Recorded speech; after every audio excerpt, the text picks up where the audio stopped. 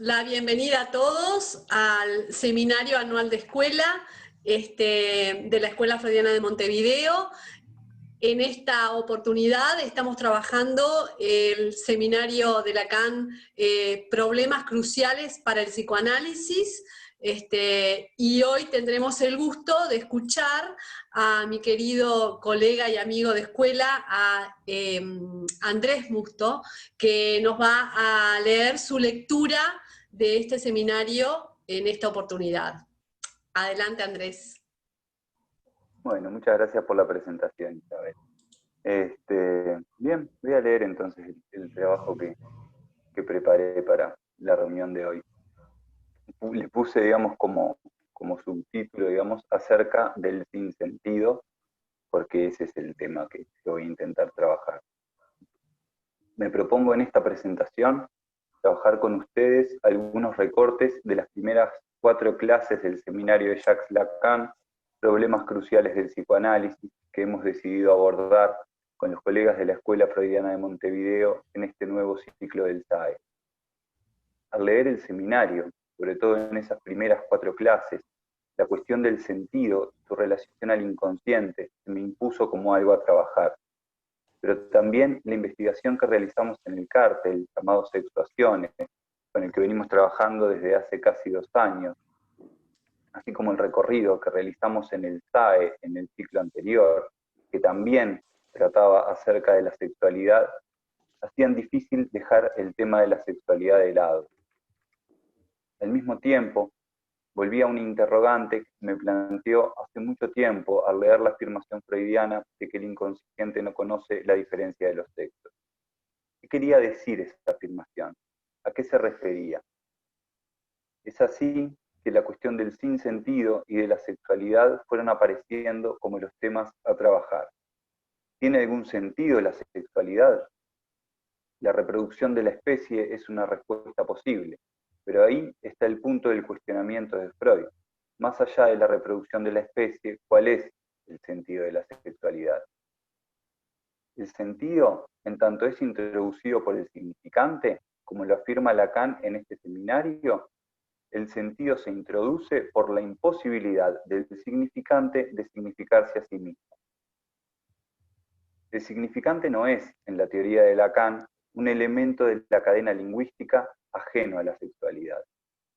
Es en el nudo de esas palabras tan particulares, tan singulares en la historia de cada sujeto, que en psicoanálisis Lacan conceptualizó como significantes, que encontramos ese nudo entre lo simbólico y la sexualidad, entre el cuerpo, la pulsión y la palabra.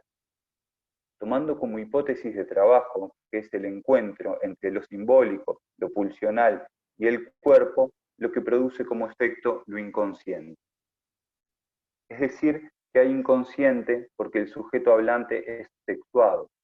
Es ese entretejido entre la palabra y la sexualidad que producen como efecto el inconsciente.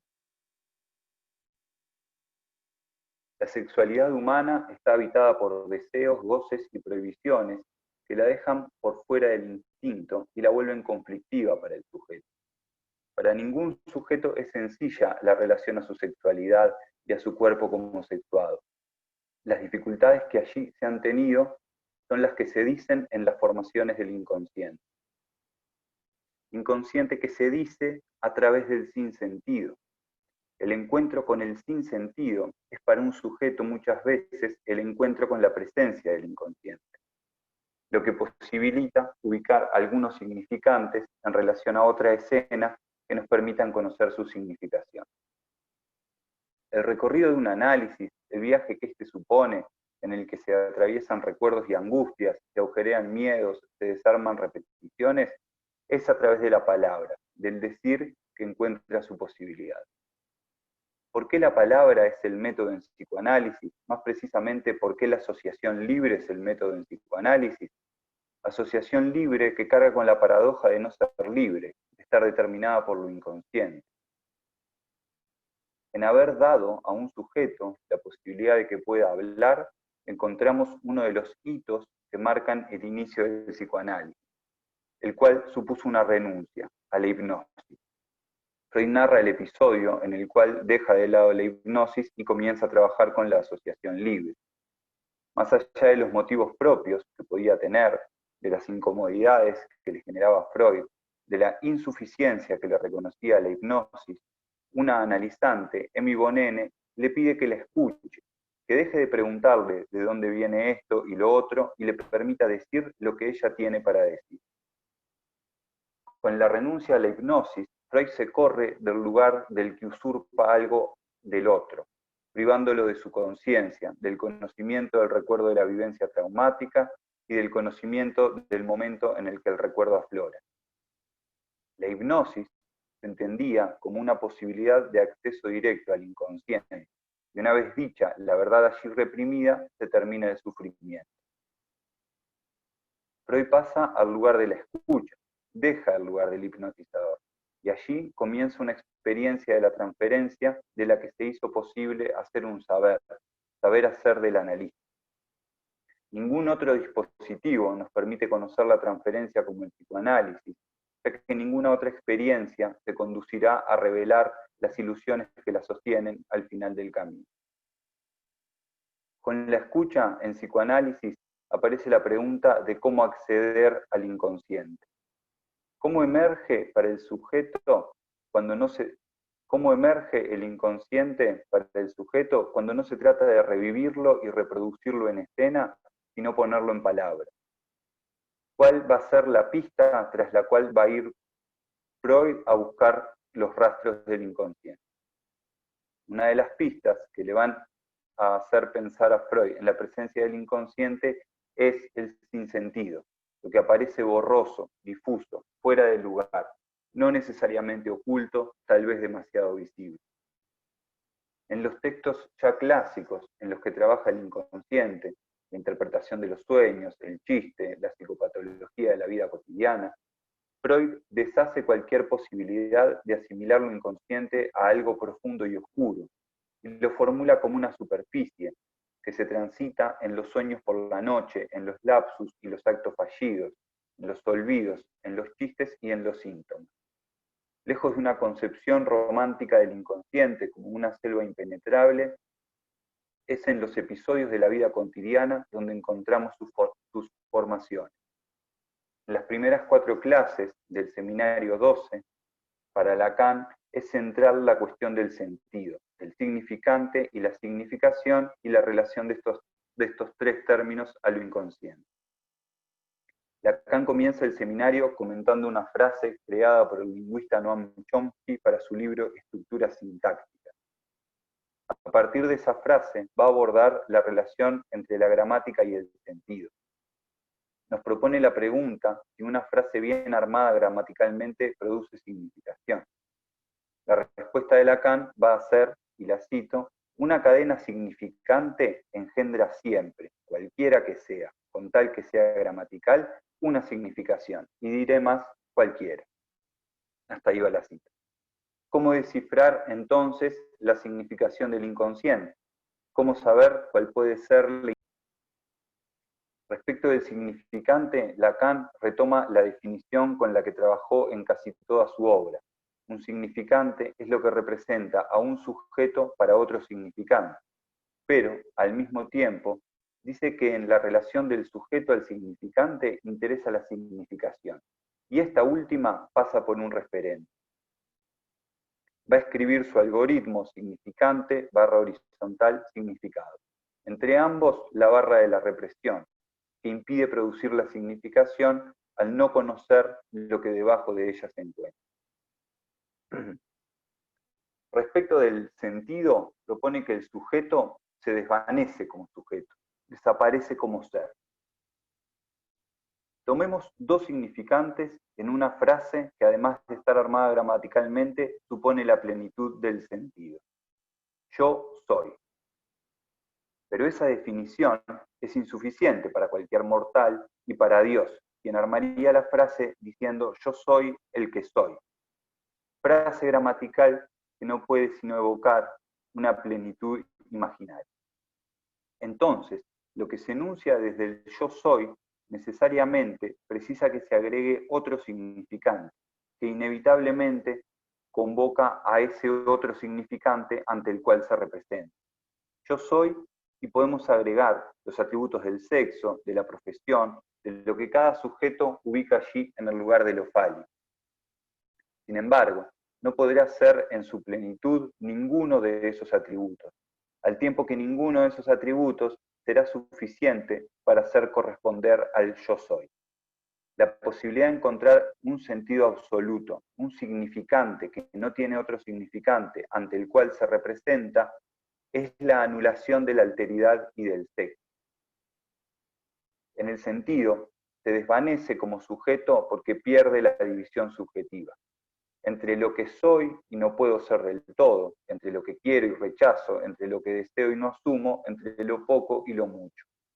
Sin embargo, el neurótico tiene nostalgia de ser. Un análisis permite dejar de vivir con esa nostalgia. Al final de la clase 1 de este seminario lee: y al sujeto recién se los he encarnado en lo que llamé el sentido, donde él se desvanece como sujeto. Y bien, es eso. A nivel de la barra se produce el efecto de sentido, y aquello de lo que he partido hoy en mi ejemplo es para mostrarles cuánto el efecto de significado, si no tenemos el referente en el punto de partida, es plegable a cualquier sentido, pero que el efecto de sentido es otra cosa. Hasta ahí la cita de Lacan. Lo que un análisis posibilita en relación al discurso pasa por reanudar la deriva significante, que en su insistencia, en su repetición, permita que emerja la pregunta por eso que Lacan nombra como el referente y que puede producir una significación. Lacan puntualiza que en la experiencia analítica no se trata de explorar lo que llama el mar infinito de significaciones, sino lo que en el decir del sujeto se le aparece como sin sentido. Tomemos un ejemplo de la clínica de Freud para terminar de ilustrar este punto. En su texto, Formulaciones de los dos principios del acaecer psíquico, relata el sueño que tuvo un hombre que cuidó a su padre durante una larga y cruel enfermedad letal. El sueño lo tuvo en los meses posteriores a la muerte de su padre en repetidas ocasiones. El texto del sueño es este: el padre estaba de nuevo con vida y hablaba con él como solía. Pero él se sentía en extremo dolorido por el hecho de que el padre estuviese muerto, solo que no sabía. Este sueño es trabajado en profundidad por Lacan en el Seminario del Deseo y su interpretación, y más allá de las lecturas posibles que se realizan, que el padre estuviese muerto pero no lo sepa es un sinsentido, que señala las puertas de un duelo de lo que un padre puede o no puede saber.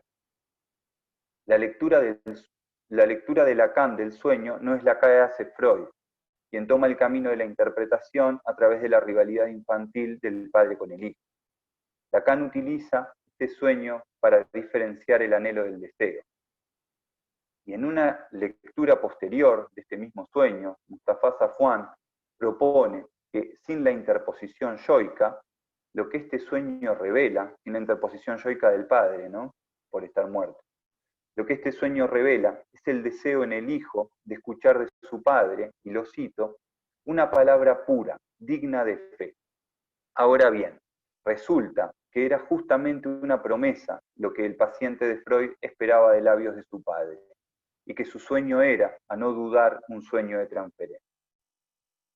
Hasta aquí la cuestión del sentido. Pasemos ahora a la cuestión del sentido, el significante, la significación y la sexualidad.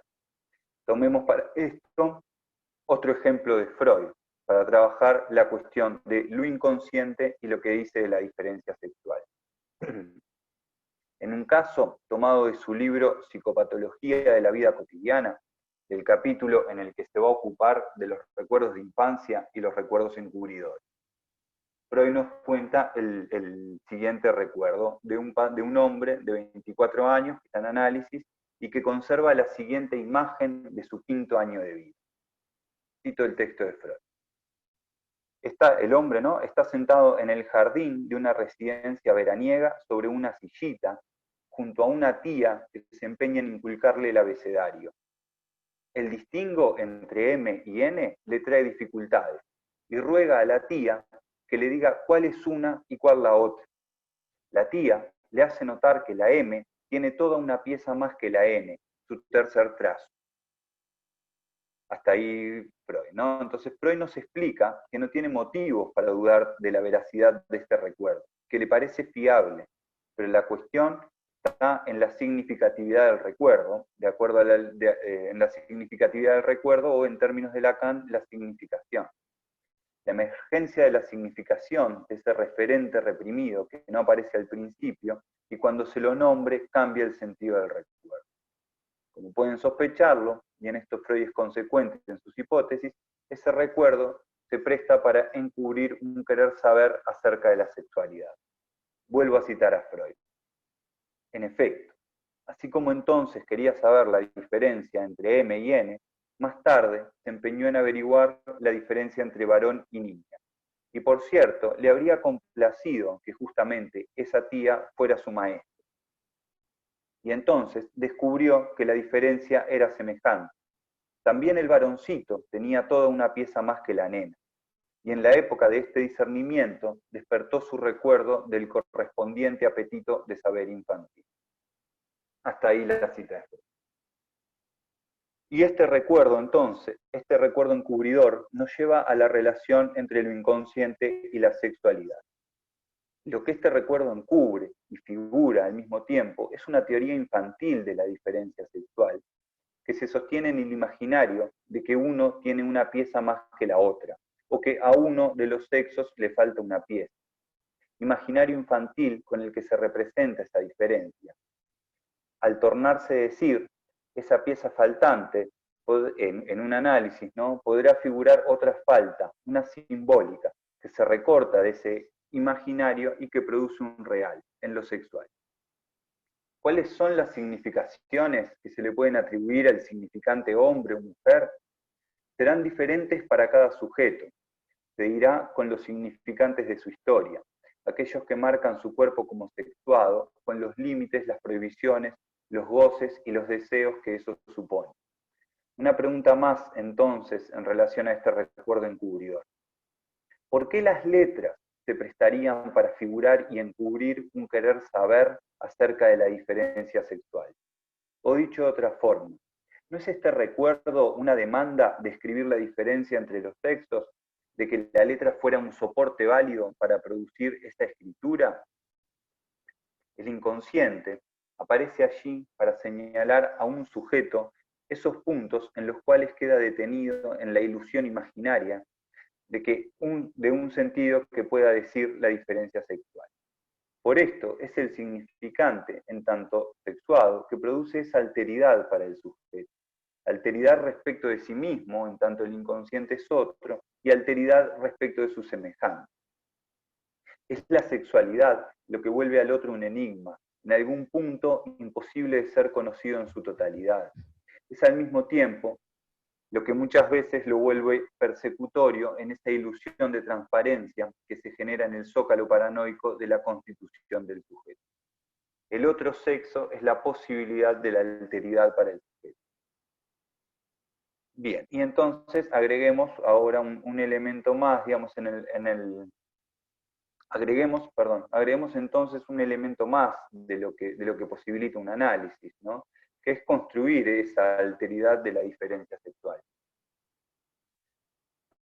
Para cerrar mi intervención en el SAE, me interesaba hacer una referencia al lugar del analista en el sinsentido, ya que es parte de su función no clausurar ese imaginario que pondría la situación analítica en términos de yo a yo. Pero también esa angustia del analista que atraviesa en su análisis, aprender a no completar ese imaginario, sostener ese sinsentido. Voy a citar dos fragmentos del seminario que ayudan a reafirmar lo que intento transmitir del sinsentido y su función en el análisis. Estos fragmentos se encuentran en la clase 2. En el primero dice Lacan, el mantenimiento del sinsentido como significante de la presencia del sujeto, atopía socrática, es esencial a esta búsqueda misma. Y el segundo fragmento este perdón se encuentra en la clase 4 y no en la clase 2, Lacan propone, refiriéndose a la experiencia del análisis, seguramente hay algo que sigue siendo seguro en esta experiencia. Esto es que ella está asociada a lo que llamaremos unos efectos de desanudamiento. Desanudamiento de cosas cargadas de sentido que no podrían ser desanudadas por otras vías. Ahí está el suelo firme sobre el cual se establece el campo analítico. Disculpen.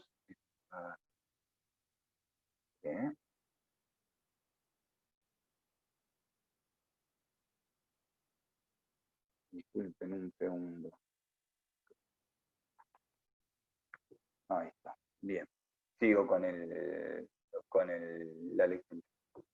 Para trabajar el lugar del analista, voy a comentar la lectura que hace Lacan del olvido de un nombre propio en Freud, el olvido de Signorelli.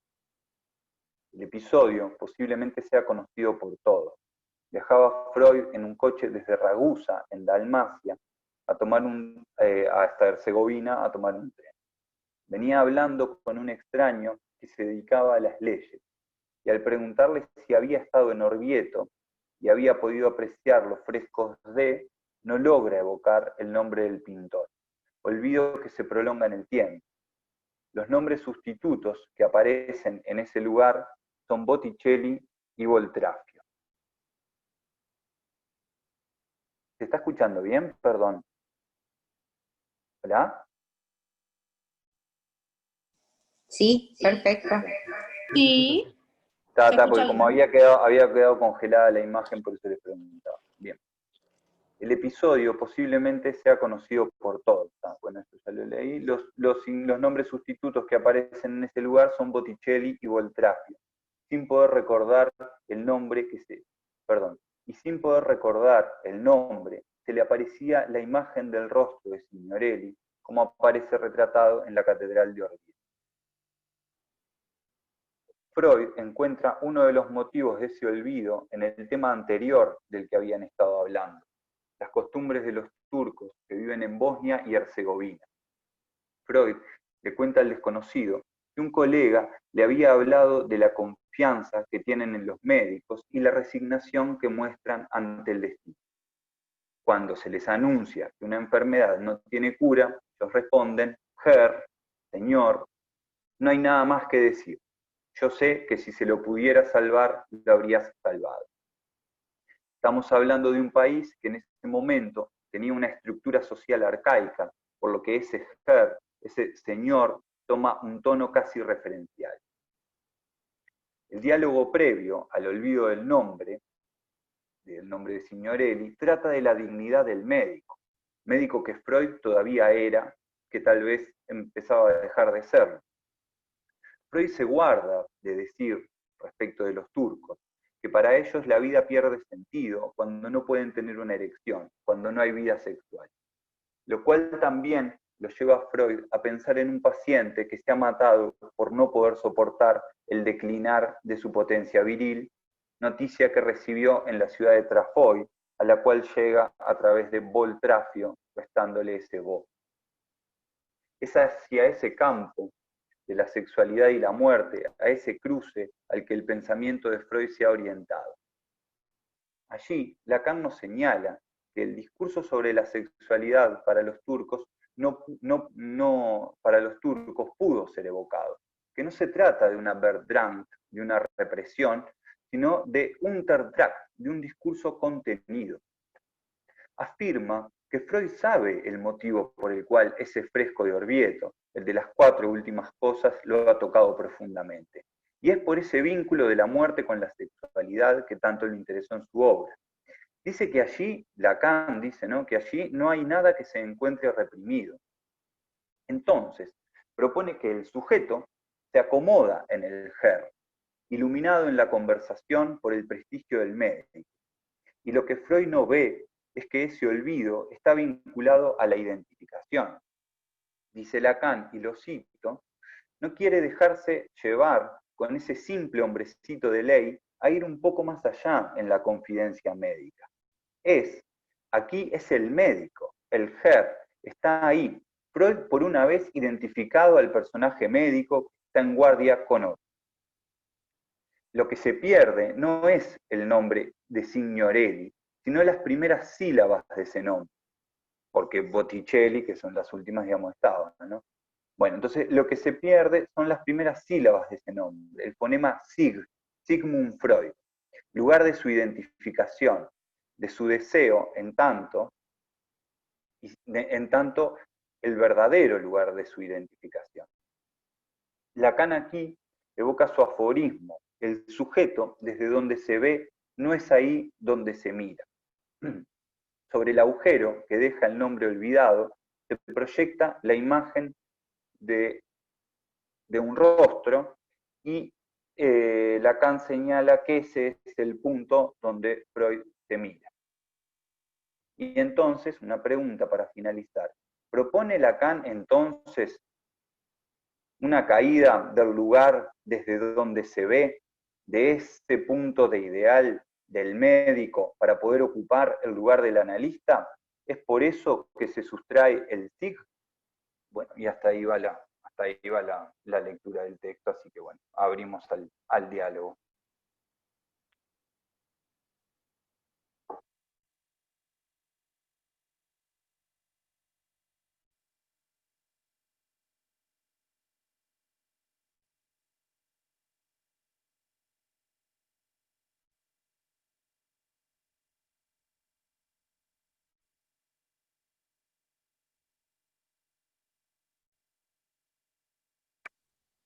Andrés, no sé si hay alguien anotado para hablar.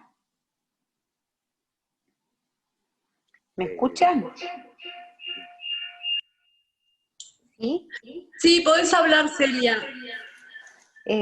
Bueno, me gustó mucho tu texto, los recortes que hiciste, Andrés, la verdad es que re interesante cómo planteaste la lectura.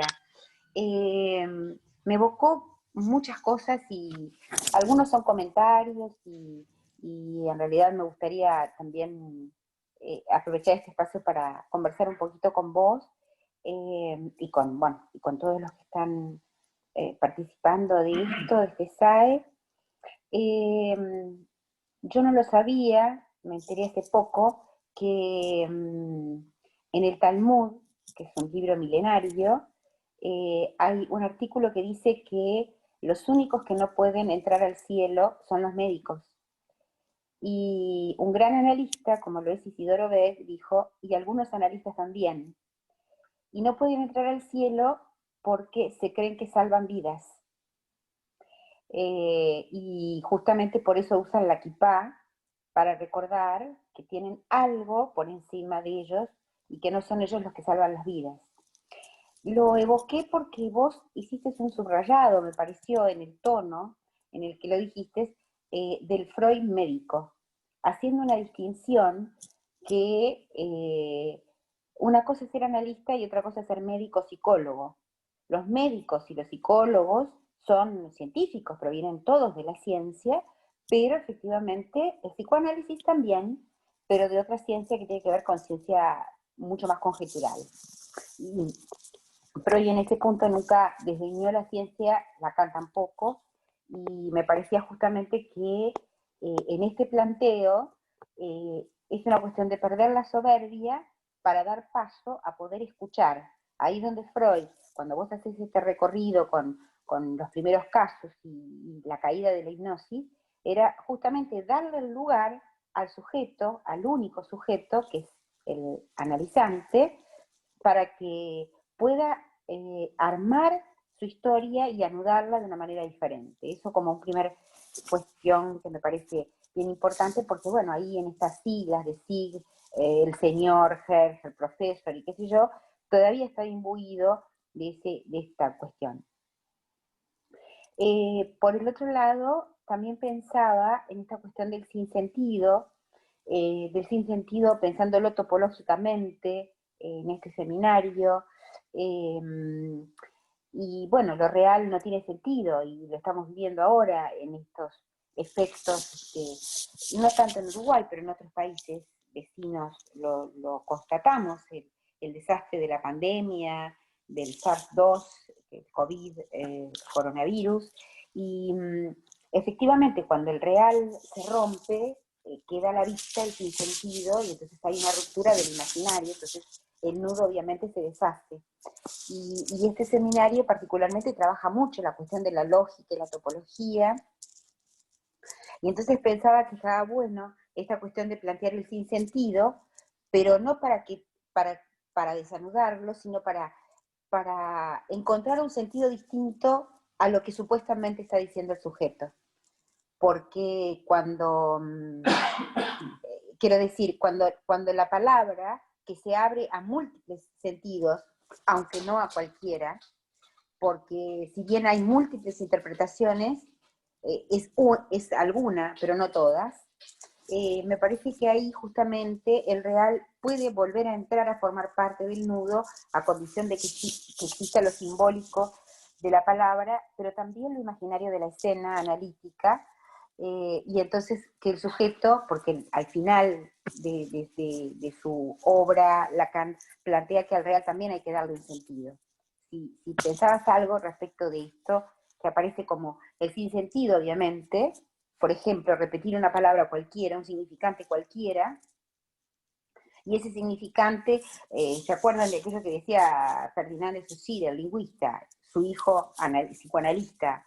Él decía, digan varias veces la palabra sombrero, sombrero, sombrero, varias veces, y pierde el sentido porque se desprende de la cosa. Y entonces me parecía que era bien interesante esta cuestión de marcar el sentido diferente que puede tener una palabra con una coma puesta. Me acordaba de aquella interpretación que cuenta Mustafa Safwan cuando llega una paciente después de las largas vacaciones del verano y le cuenta un sueño, supongo que muchos lo saben, le dice, soñé con usted, soñé que estaba en su vida privada con su mujer y sus hijos. Entonces, la interpretación de Safwan, que es brillante, es simplemente sacarle el sentido y decirle, soñé que estaba en la vida, privada de mi analista, que se refería a lo que había sido las largas vacaciones del verano en donde había estado privada de su analista, en donde la vida privada o la vida, privada, adquiere un sentido diferente, ¿no? Por eso me parecía interesante esto, porque toca obviamente, bueno, todo, ¿no? Porque el sujeto es sexuado siempre. Gracias, Andrés.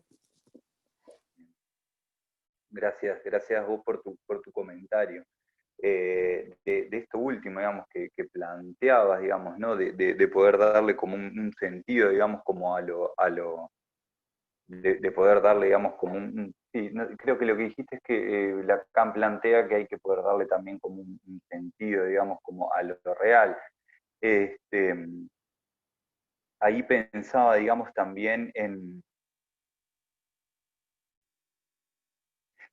pensaba, digamos, ahí en esta cuestión a ver, me parece que sí, es difícil, digamos, de pensar, digamos, a ver, voy a intentar como decir como algunas ideas y a ver hasta dónde, digamos, a ver a qué llego.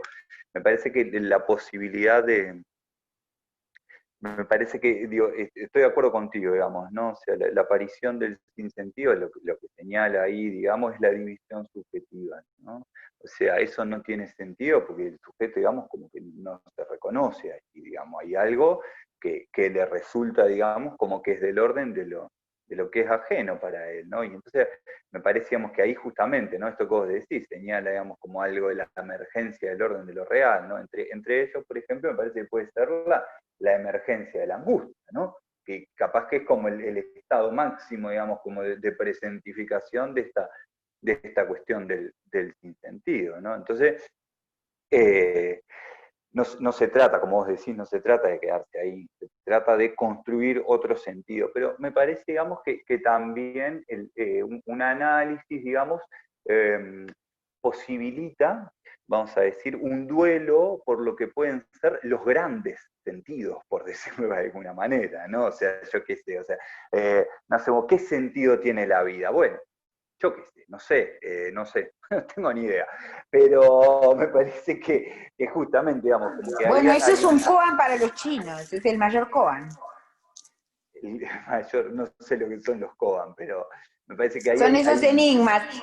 Uno más cómico es en cuál vuelta se acuesta el perro. Viste que los perros dan varias vueltas antes de acostarse, sí. bueno, eso es un koan. Bueno, pero el mayor koan es justamente el sentido, ¿no? Ya, bueno, entonces ahí la pregunta, vamos a decir, por el sentido de la vida, digamos, inevitablemente, digamos, como supone la posibilidad de que pueda existir una respuesta, digamos, que pueda justamente, ¿no? Que exista una respuesta a eso, ¿no?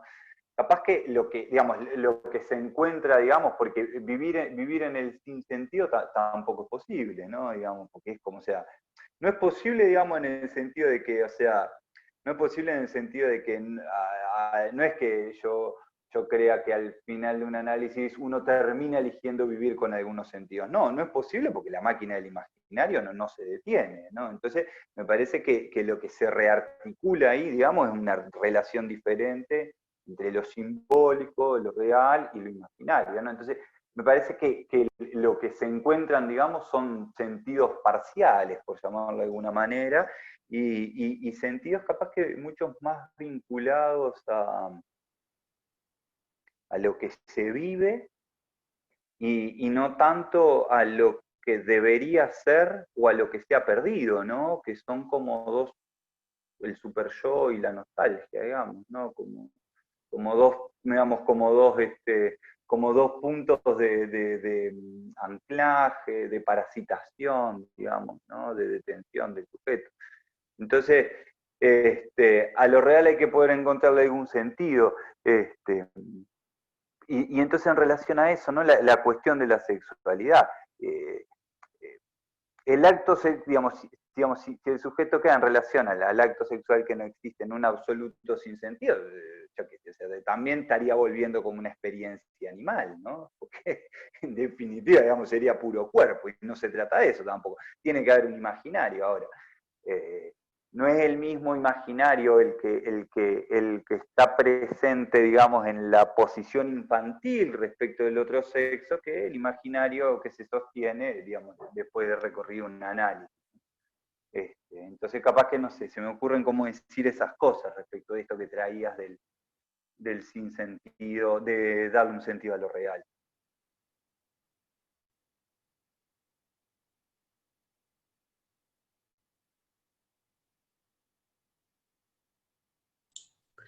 Marilén, ¿querés hacer una pregunta?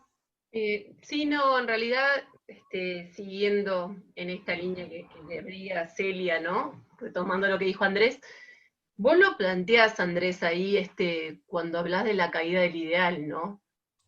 Ubicás el tema del final de análisis y la función, de alguna manera ahí, también deseo del analista, en relación a esa máxima alteridad, ¿no? De distancia del ideal. En ese sentido, del honor dado del imaginario, ¿no? De esta cuestión que Lacan criticó tanto a los post-freudianos. Vos hablabas, bueno. Entonces, creo que eso marca, sin duda, una posición distinta, que tiene que ver, de alguna manera, como decías, con que no es sin sentidos, pero no se trata del sentido, y hay algo que va limitando, y que en tanto posición permite dar cabida a esa alteridad, digamos, a esto propio del sinsentido, pero que produce desde otras escrituras, ¿no? Porque a mí, por ejemplo, asociaba con esto de que escrituras hay, pero en un análisis, de alguna manera, se trata de reescriturar también, ¿sí? De escribir de otra manera. No sé si habías pensado algo por esa línea, pero Celia lo traía más por el lado de otros sentidos, y bueno, yo pensaba qué se hace con eso, que es otra manera de escribir, ¿no? Y de hacer con eso extimo. Bien, sí, respecto de, digamos, a ver, como dos partes del comentario, digamos, ¿no? La cuestión del ideal y el objeto, por un lado, y después, por otro lado, digamos, como esta cuestión de la escritura o la reescritura, ¿no? Hay hay una frase que Karina se acuerda de memoria, yo no me la acuerdo de memoria, pero que Lacan dice en el seminario 11 de la separación entre el ideal y el objeto, ¿no? Y me parece, digamos, que allí, o sea, yo entiendo que eso es lo que está señalando Lacan en la distancia entre el desde dónde se ve y el dónde se mira, ¿no? Me parece, digamos, que ahí, o sea, lo que se le presentifica, digamos, como a Freud, ¿no? En esa imagen de Signorelli, ahí me parece que tiene que ver como con esta cuestión, digamos, de lo pulsional, vamos a decir, que dificulta, digamos, como la posibilidad, digamos, como de sostener, digamos, como algunos ideales, ¿no? Ahí, digamos, como que los ideales, digamos, se agujerean, ¿no? Entonces, me parece que el lugar del analista, digamos, queda como más cercano en relación, como ahí, al lugar del analista queda más cercano, digamos, como en relación al lugar del objeto, ¿no? Y no al lugar del ideal. O sea, el lugar el analista, digamos, de la intervención del analista, digamos, me parece que va más por el lado, digamos, de cómo el sujeto se encuentra concernido en su ocio, o sea, en su relación al objeto, y no en relación, digamos, a alimentar, digamos, como un imaginario en relación al ideal. Es como si, no sé, en la lectura, digamos, esta, que por lo menos lo que yo entendí de lo que plantea Lacan, porque Lacan nunca termina de ser claro, supongo que para hacerse descifrar después, ¿no? En eso se parecía a Joyce. Capaz que no es tan... pero bueno, no sé. Entonces nos obliga a arriesgar lecturas, ¿no?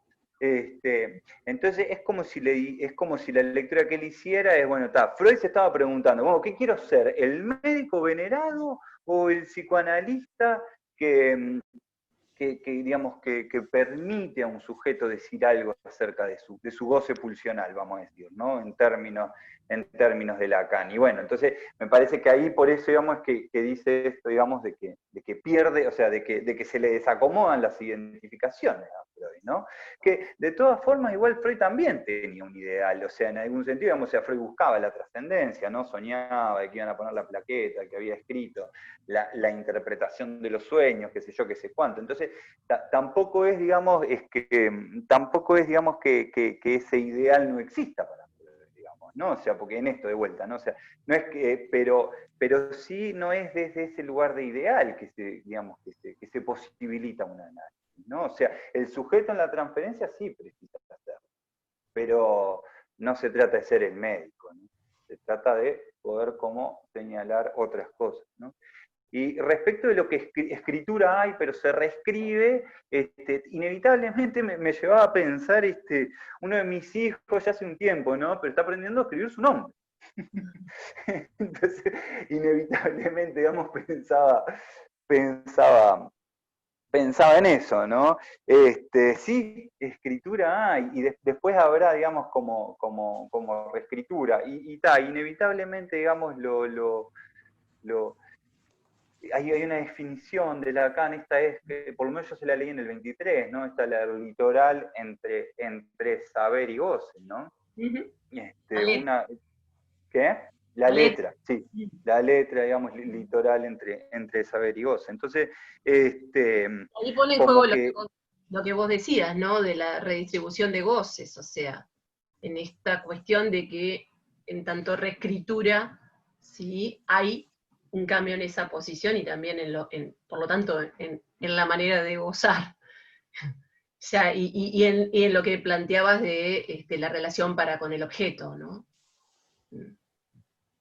Y digamos, claro, exactamente, digamos, ¿no? Entonces, digamos, está, de vuelta, digamos, ¿no? En esto digamos, capaz que con la misma lógica, ¿no? Pero esta cuestión del nombre, ¿no? El nombre como ideal, o el nombre como otra cosa, digamos, ¿no? El nombre como ideal es una...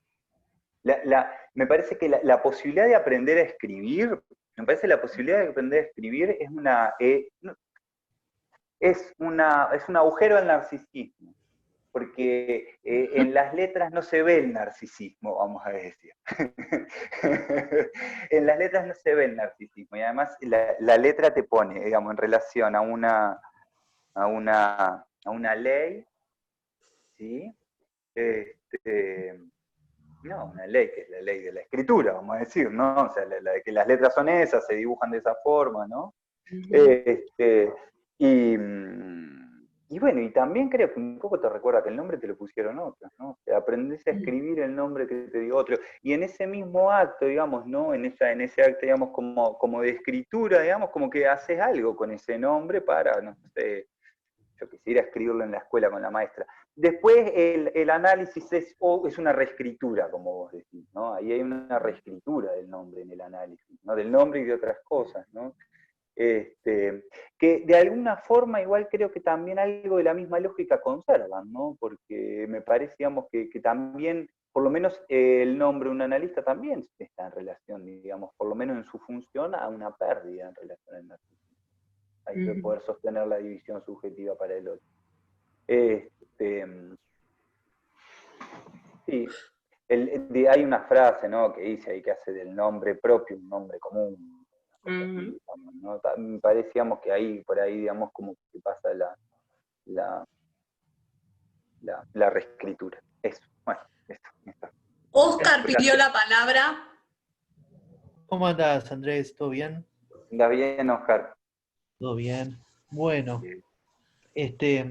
bueno, empiezo por esto último que estabas comentando un poco, que tenía que ver con un poco esto de la posición del analista. Que hay algo que comenta Lacan, creo que es en la primera o la segunda clase, que es acerca de la transmisión. Él dice esto de, bueno, que de hecho él, en la comunicación entre analistas, él dice que también tiene que tener espacio esto del sinsentido. Como hacerle un lugar en la formación, me parece. Creo que eso también es algo muy relevante y que creo que tiene que ver también con hacer lugar a la clínica, de cierta manera, ¿no? Me parece que pasa un poco por ahí. Todas las que tienen que ver con las operaciones respecto al sentido, bueno, me parece que muy interesantes. Para empezar, esto de, bueno, de que el síntoma en sí está cargado de sentido. Entonces, bueno, atacar al sentido por vía del significante sería una manera de desarmarlo, digamos. Esa es como la noción que uno suele a veces pensar. Pero bueno, esto también tiene que ver mucho, pensaba, con la clínica de la neurosis, más bien. Muchas veces uno se encuentra con situaciones donde lo que es necesario es trabajar con una construcción de cierto sentido, ¿no? Como en dar sentido. En esto me gustó esto que hablaban hace un rato de darle sentido a lo real, es decir, una especie de idea donde se trata más bien de ir construyendo, de que no se trata solamente de rebajarlo, sino que es todo un trabajo que depende muchas veces de cada situación. Y de darle sentido a lo real, también creo que es en función de que lo real pueda tener un lugar en ese nuevo sentido. Ese nuevo sentido no puede ser pleno, no puede ser completo nunca. Tiene que tener un espacio para lo real.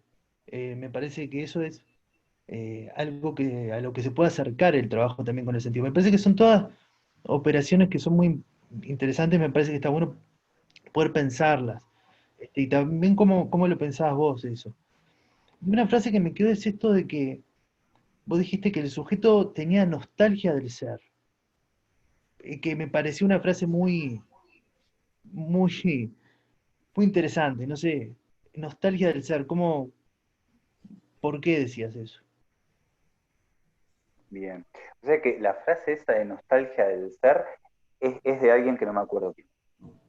Por eso no lo cité, porque no me acuerdo a quién se la leí. No sé si eso lo leí en una novela o se lo leí a Lacan, lo dijo Freud, no me acuerdo quién fue que lo dijo. Porque, ¿Qué? Pero porque está buena, alguien sea como es sea, una... De Heidegger. De Heidegger, mirá vos. de A Heidegger, ¿no? Heidegger nunca lo leí, así que La está. angustia es la nostalgia del Seguramente, ser. seguramente alguien lo dijo Esa y es la no dijo que frase. era Heidegger. Bueno, La... pero vos Sí, acá lo decías por el lado de... ahí va. Yo, digamos, esto, digamos, decía lo de la nostalgia de ser, no, a ver, voy como a comentar como algunas de las cosas que planteaba. De la transmisión, ¿no? De la transmisión.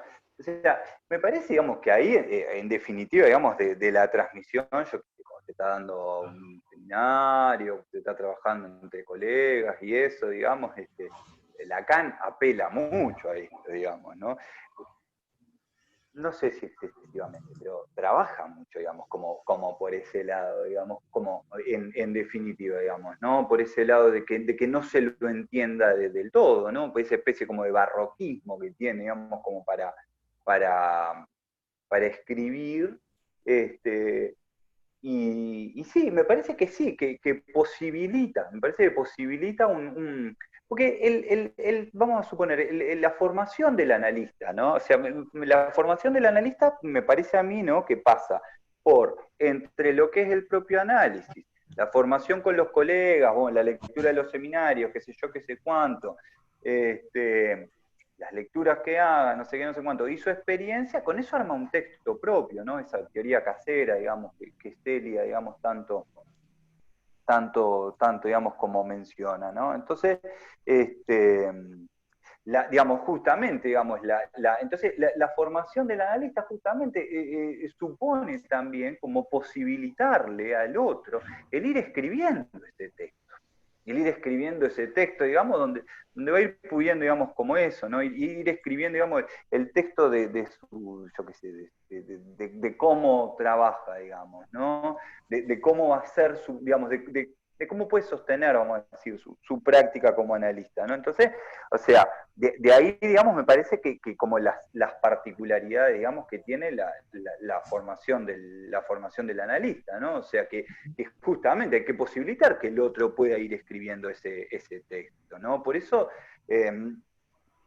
si bien hay conceptos, digamos, que uno puede definir y que puede estar mejor definido o peor definido, la cuestión, digamos, me parece, no es el concepto en sí mismo, sino el texto propio que se va armando, digamos, ¿no? En relación, digamos, como a ese concepto, ¿no?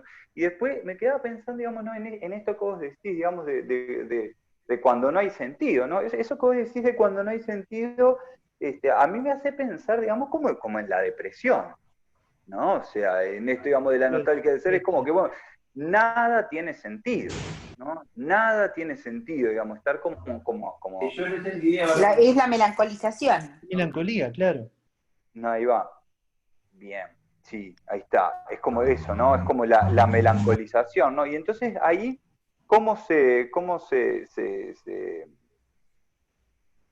produce, digamos, ahí, digamos, como un trabajo, digamos, como analítico, digamos, posible, ¿no?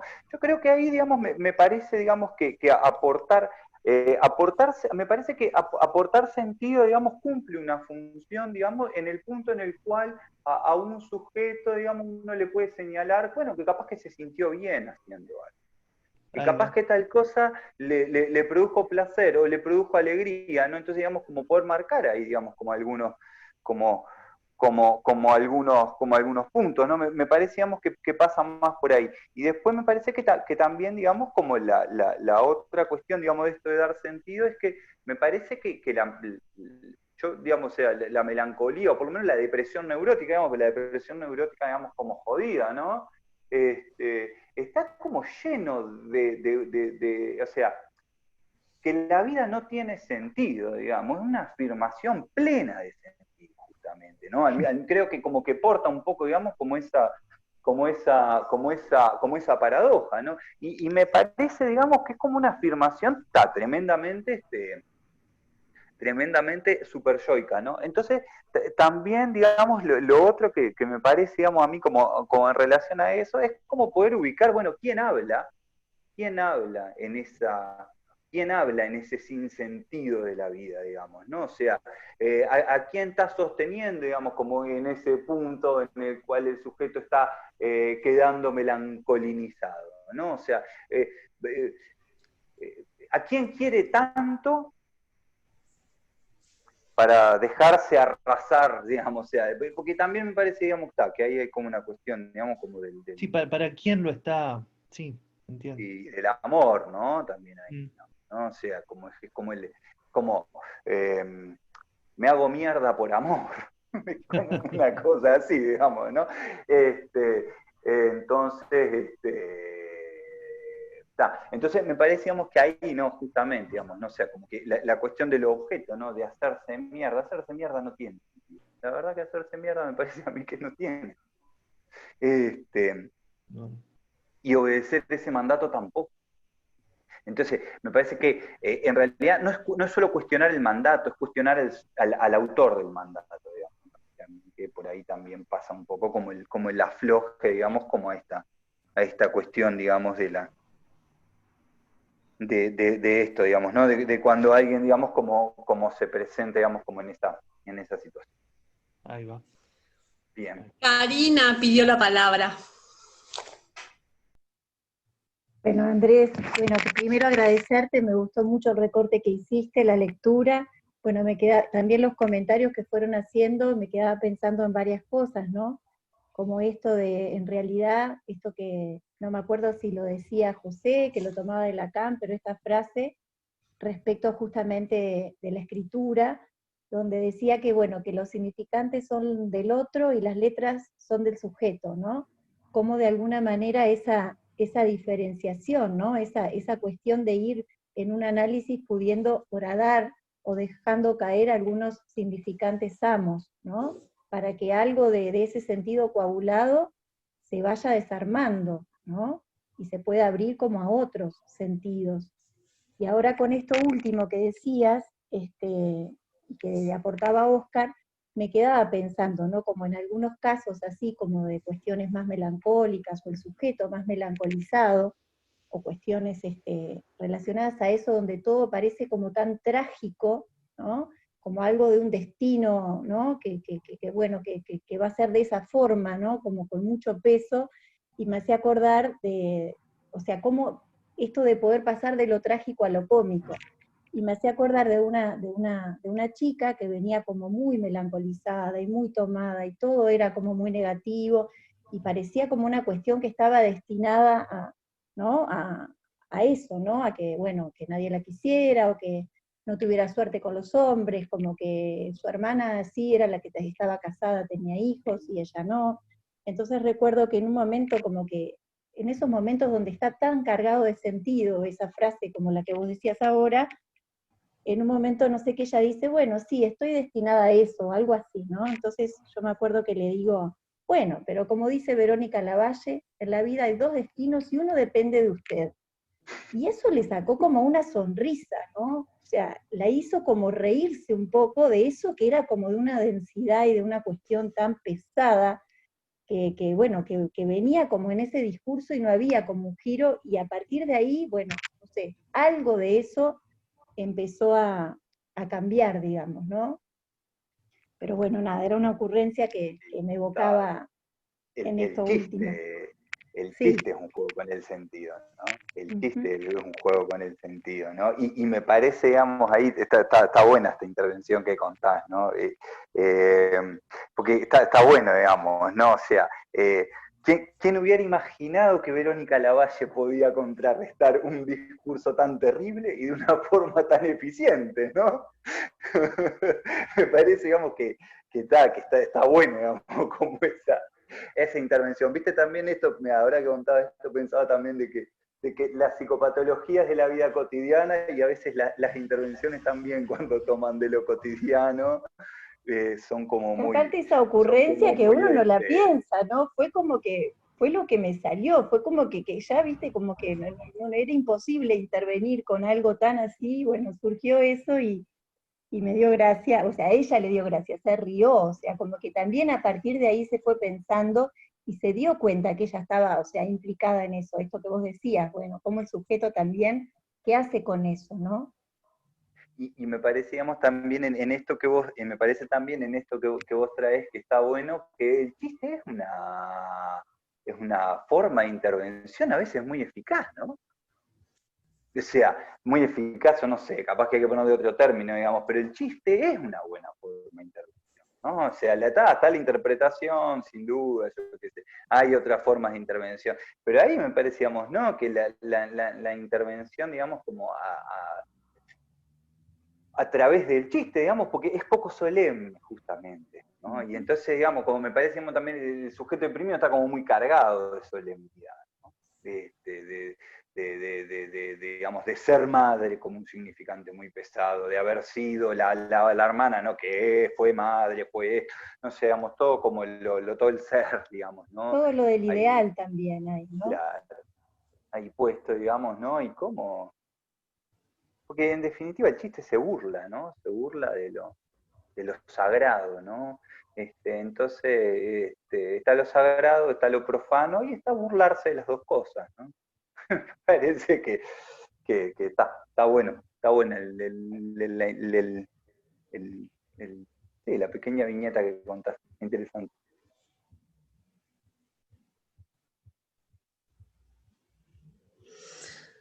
Bueno, ¿alguna otra pregunta? Sí, creo que me toca a mí, me había pedido la palabra. Ah, no lo había visto, sí, adelante. Bueno, sí, este punto que traes es me parece capital a lo que es un análisis y al psicoanálisis y más allá también, ¿no? Lo que planteabas como preguntas del sentido de la vida, en eso así como, bueno, con su peso trascendental, diría, apoyándome en Kant. Sí, efectivamente, esa frase que Lacan la trabaja en varios lugares, lo pone de distintas maneras, esto de la angustia, pero la nostalgia del ser, la nostalgia de ser, dice. Bueno, lo que yo originariamente leí en Heidegger es la angustia como la nostalgia del ser. O sea, que tiene que ver con esa, diríamos en lectura lacaniana, la pérdida de esa esfera imaginaria perfecta, ¿no? Que el sujeto supone haber sido.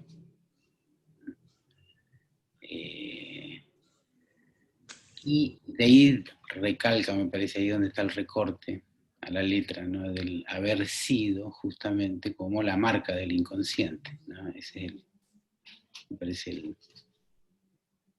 lo que marca cierta perpetuidad. ¿De qué? Y de la sujeción al significante, ¿no? Lo que vos marcabas.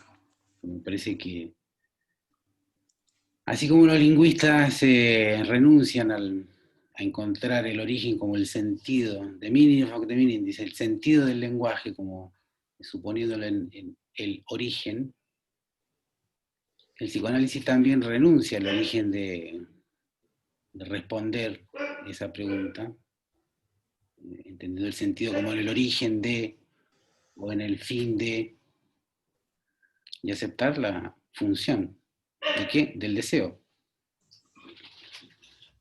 O sea, y entendido así, bueno, si hay un sentido, no es el que se aleja mucho de lo que plantea Freud como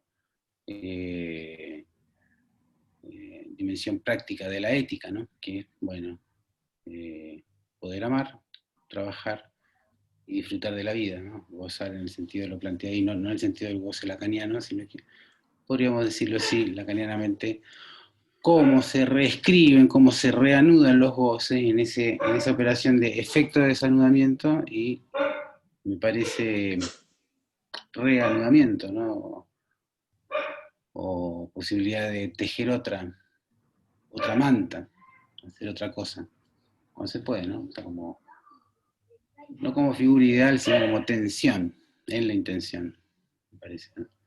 ¿Por qué digo esto? Porque el juego entre el sentido y el sinsentido es permanente, ¿no? O sea, por ejemplo, un sujeto en el inicio, así cuando cierta angustia lo embarga y cierta idea de integridad se derrumba, me parece que ahí entra bien la definición de Heidegger, bueno, se enfrenta al sinsentido de un modo violento, de un modo difícil. Y ahí, bueno, la posibilidad de asumir la pregunta es interesante porque ese es el recorrido de un análisis, ¿no? O sea, en un momento particular, que eso sí, ahí donde la otra parte solo sí se permite una posibilidad, una continuidad de mantener un análisis, de reinventar una demanda, justamente tiene que ver con algo de sentido se logra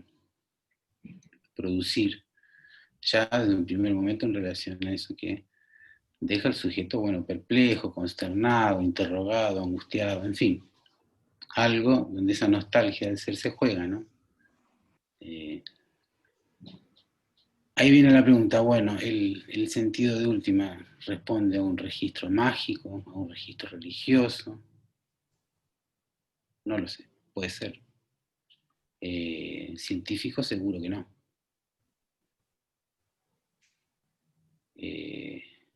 Ese es el agujero de la ciencia, ¿no? Porque la ciencia se valida en función de los efectos de bienestar, es decir, en intentar cumplir con la nostalgia del ser. Por eso es conmocionante en ese sentido también la época en que estamos, ¿no?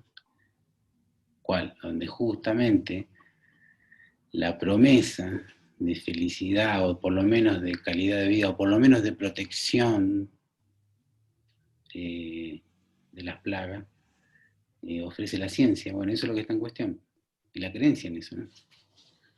Pero ahí no hay un sentido, ahí justamente lo que hay es otra cosa.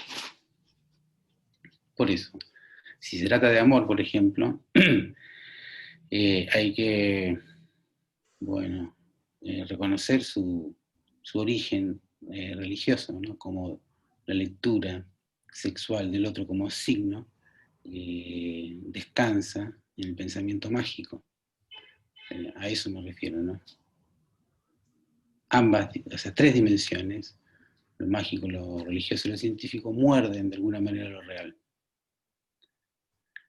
Y son parte de la mordida pulsional permanente. Entre el sujeto, entre el sin sentido y el sentido, entre el sin sentido y el sentido. Permanente, a perpetuidad, digo. Eso. Bien. Bien, sí, yo pensaba en relación, me quedé, digamos, en realidad con esto último, digamos, que planteaba respecto de la ciencia, lo mágico y lo religioso, y también me quedaba ahí como un poco pensándolo. También me quedaba con esto otro que vos decías de que el inconsciente ahí y el significante lo que marca es lo que fue, ¿no? Y entonces yo pensaba ahí, o me acordaba, digamos, del no soy que aparece en el seminario 15, ¿no? De ese lugar, digamos, donde... Porque, y en ese sentido, digamos, me parece, digamos, que allí está, digamos, como la tiranía del inconsciente, ¿no? O sea, en volver a recordarle al sujeto en el, digamos, el intento fallido de querer seguir siendo lo que ya no es, ¿no? Entonces me parece, digamos, que entre digamos, que entre un fallido y otro es que se produce, digamos, esa posibilidad del análisis. Marilén pidió la palabra. Bueno, Andrés, me sigo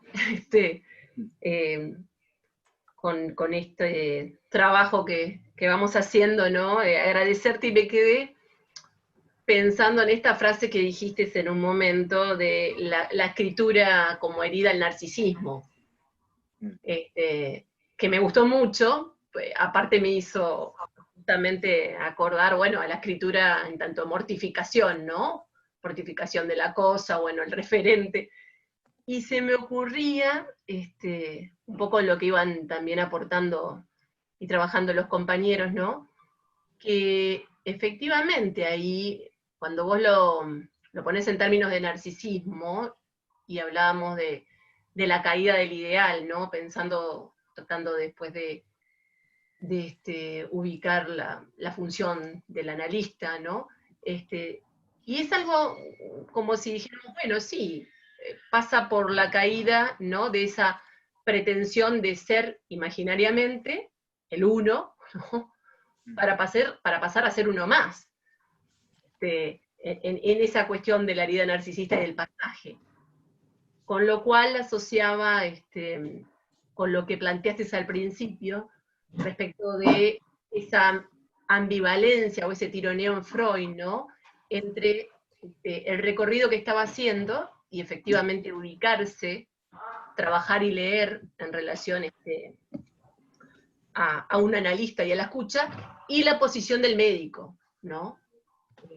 Ahí donde, bueno, si es médico, entonces se trata justamente del ser y de esto, de ubicarse en ese lugar ideal, ¿no? En esa pretensión. Mientras que, del lado del analista, se trata de la renuncia y de darle lugar, por lo tanto, a ese de ser, ¿no? A esto de poner a trabajar el objeto como causa de deseo, que es de otro orden. Por lo tanto, involucra efectivamente una renuncia y un cambio en esa posición. Ahí donde creí leer, no sé si estás de acuerdo, en ese fallido de Freud, como un tiempo de tensión entre, ¿no?, esa posición en la que de alguna manera, bueno, se forma para después darle lugar a lo otro. Sí, sí, estoy totalmente de acuerdo, Marilén, con esto que planteas. Sí, sí. Incluso, sí, digamos, este texto en realidad, o sea, yo leí digamos, trabajé en base a lo que publicó en Psicopatología de la Vida Cotidiana, pero en realidad el texto es anterior, es de 1896 o de 1898, ¿no? Entonces, Freud ahí estaba en el germen, digamos, ¿no? O sea, estaba empezando, digamos, como a escribir, estaba empezando, digamos, como a escribir esto de psicoanálisis, ¿no? Y también en ese sentido, digamos, ¿no? O sea, también me parece que otra cosa que me ha pasado, ¿no? Últimamente he estado leyendo Psicopatología de la Vida Cotidiana, ¿no? Y me impresionan las cosas que las cosas que escribía Freud en el sentido de realmente, o sea, se animó a escribir y a decir un montón de cosas, digamos, ¿no? En relación a esto del inconsciente, de lo pulsional, de los goces, digo, no es cualquier... Ahí digamos, lo que cuenta, por ejemplo, en Psicopatología de la Vida Cotidiana, es, bueno, que un paciente de él se había matado, ¿no? Entonces, como, o sea... nada, no sé, digamos, por un lado, digamos, eso, ¿no? O sea, como que porque ahí está, porque me parece, digamos, digamos, a ver, digamos, me parece que no se trata, digamos, como de una posición de mártir, esto, digamos, del semblante del objeto, digamos, ¿no? No se trata, digamos, de sostener para el otro la posibilidad de que al final del análisis se produzca el deser, ¿no? Esa expresión del deser, que yo creo que, yo no me acuerdo bien, pero creo que Lacan, por ejemplo, la utiliza, digamos, en el seminario 1 bastante, ¿no? Esto del deser.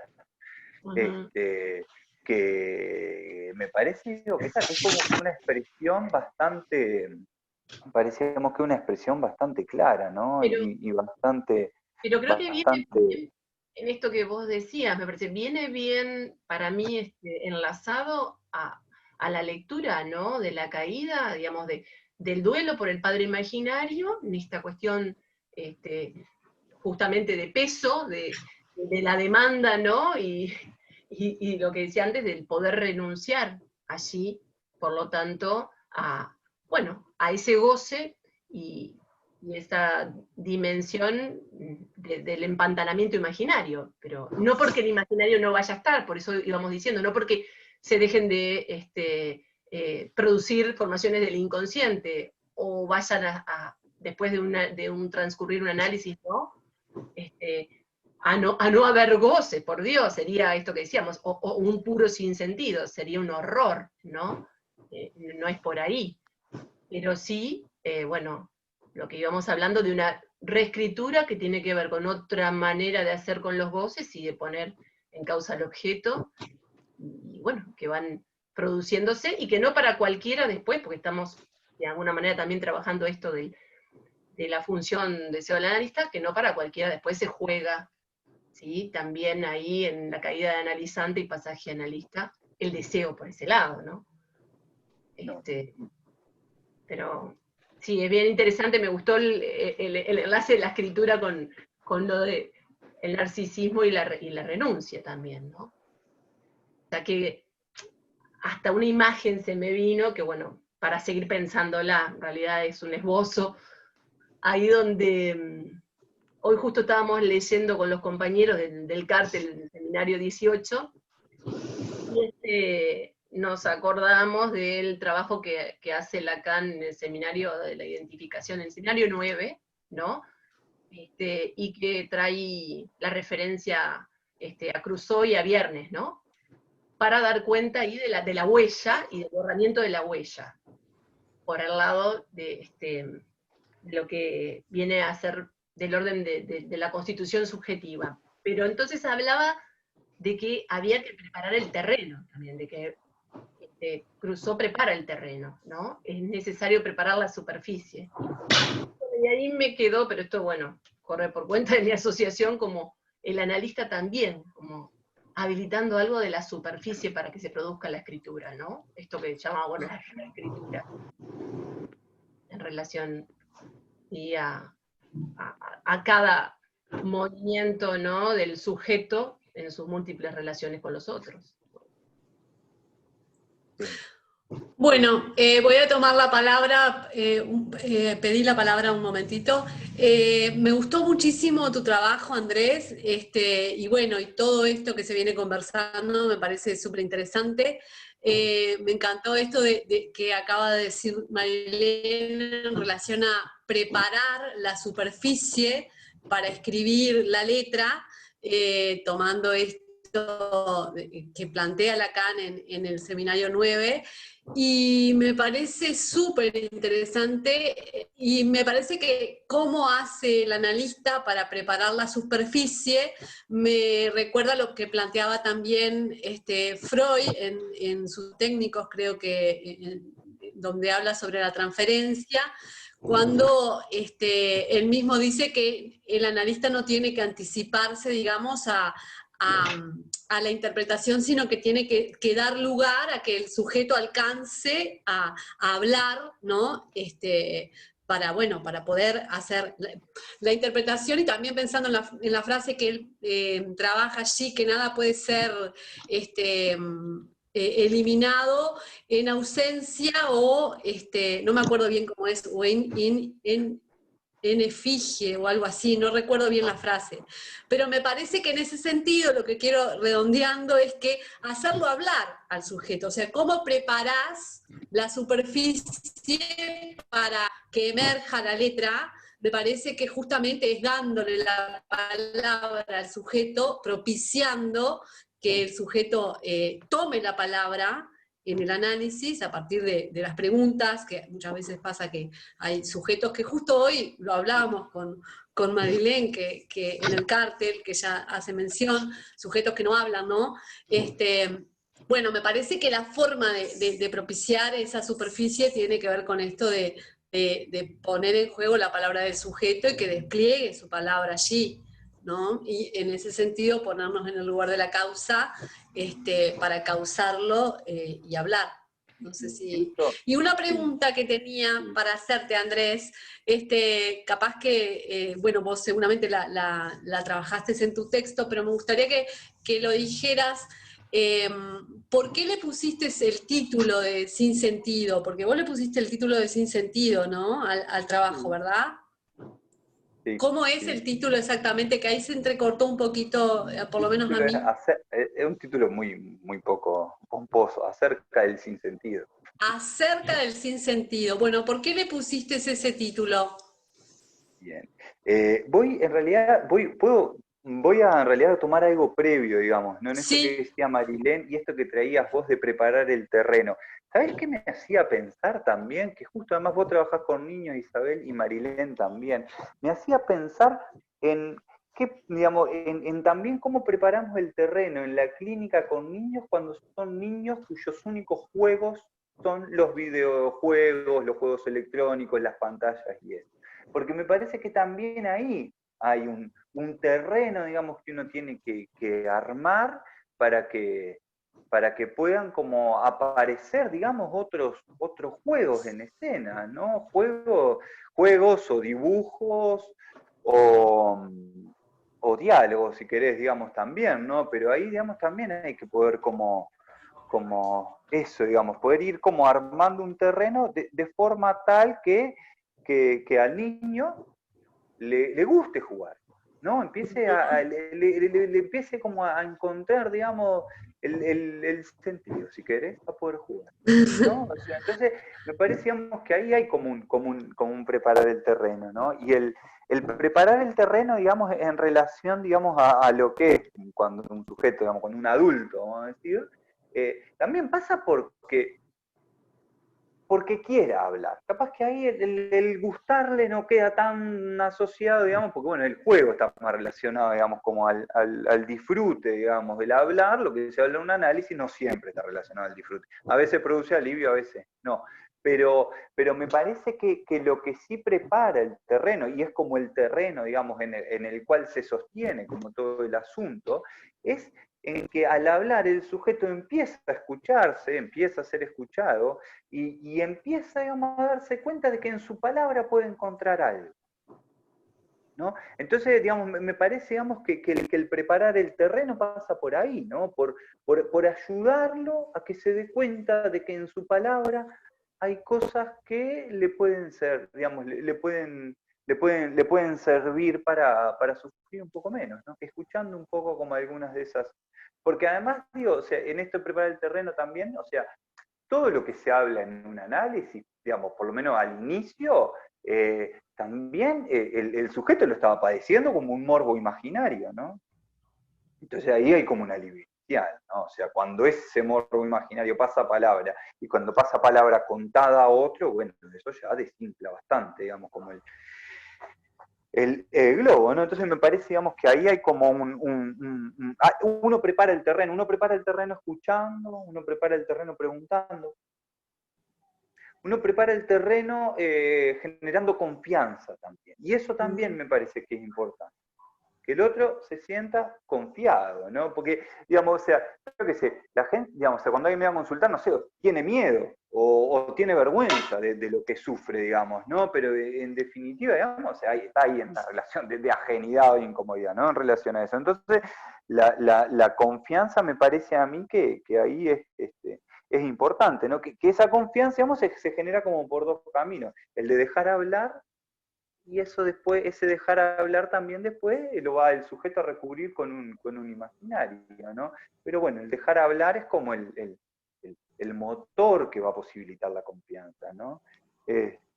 Sí, me parece eso, ¿no? Porque me parece también que la confianza es fundamental, digamos, ¿no? Para que haya análisis, porque bueno, la confianza, digamos, es la presencia de la transferencia ahí, ¿no? Y la transferencia, digamos, no olvidemos también que tiene que ver, digamos, como con la posibilidad de la lectura del inconsciente, ¿no? Porque me parece a mí un análisis empieza cuando el sujeto puede leer su inconsciente. Y eso no es sencillo. Porque, digo, uno porque ya está acostumbrado, pero no es fácil, digamos, esta cuestión, digamos, del automático, porque en definitiva, digamos, o sea, empezás a establecer una relación con la palabra y con lo que vos decís diferente.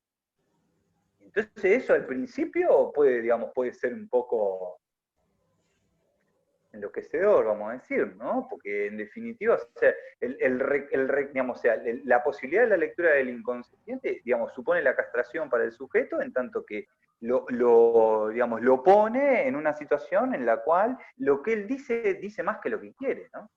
Entonces ahí pierde el control sobre eso, ¿no? Entonces, bueno, me parece que eso no se despliega en cualquier lado, ¿no? Y si el despliegue de eso se hace posible es porque pudo confiar, ¿no?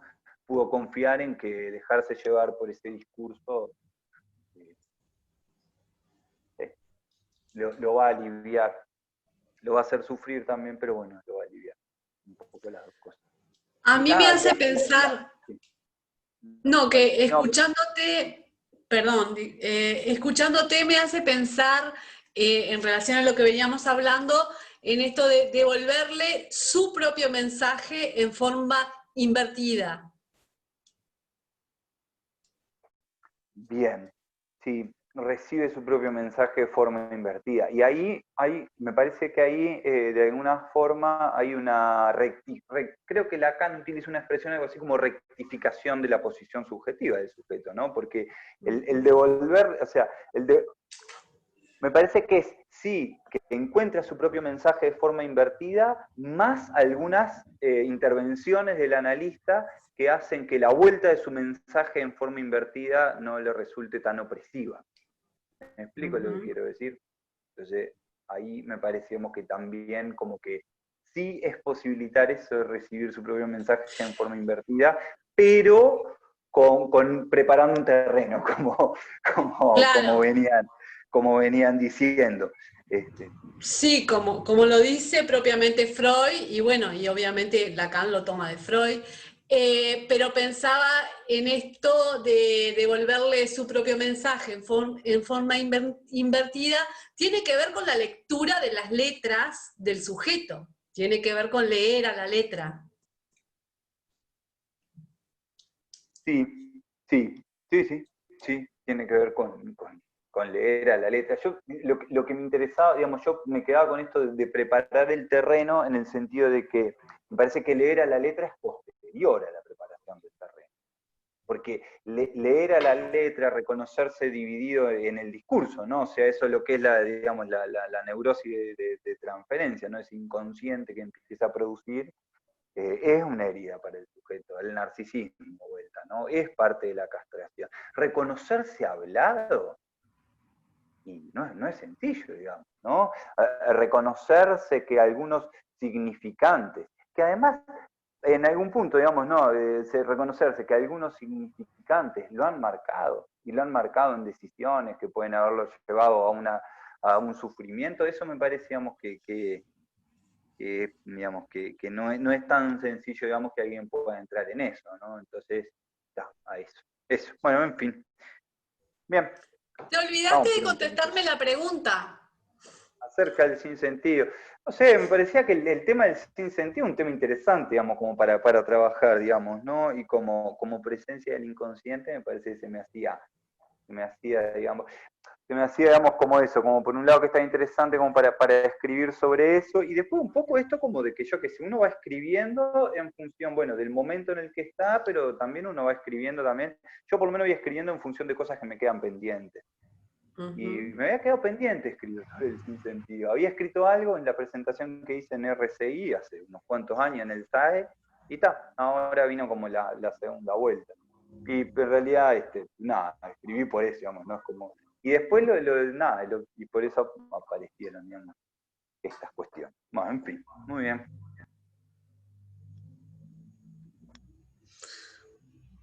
Bueno, ya estamos capaz, ¿no? Ya está, ¿te parece?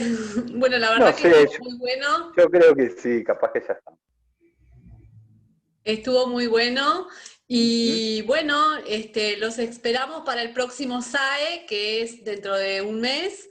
No recuerdo bien, capaz Karina me puede ayudar a recordar quién viene. Enrique O presenta el el próximo. que sepa,